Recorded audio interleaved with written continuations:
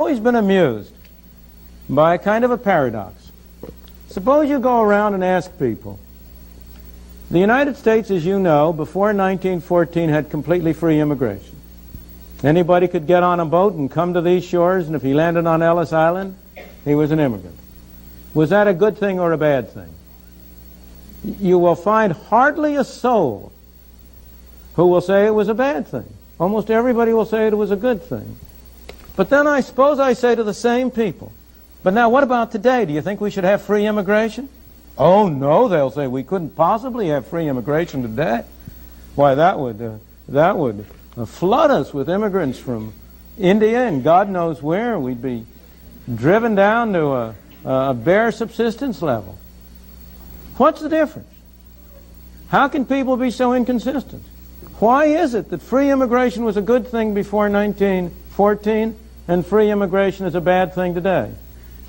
Well, there's a sense in which that answer is right. There's a sense in which free immigration, in the same sense as we had it before 1914, is not possible today. Why not? Because it is one thing to have free immigration to jobs. It is another thing to have free immigration to welfare. And you cannot have both. If you have a welfare state, if you have a state in which every resident is promised certain minimum level of income or a minimum level of subsistence, regardless of whether he works or not, produces it or not, well then it really is an impossible thing. If you have free immigration in the way in which we had it before 1914, everybody benefited. The people who were here benefited. The people who came benefited. Because nobody would come unless he or his family thought he would do better here than he would elsewhere. And the new immigrants provided additional resources, provided additional possibilities for the people already here. So everybody could mutually benefit.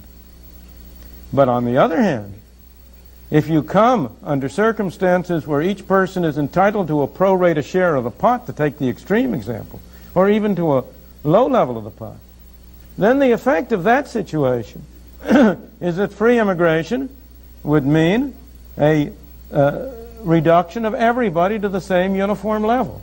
Of course, I'm exaggerating. It wouldn't go quite that far, but it would go in that direction. And it is that perception that leads people to adopt what at first seem like inconsistent values.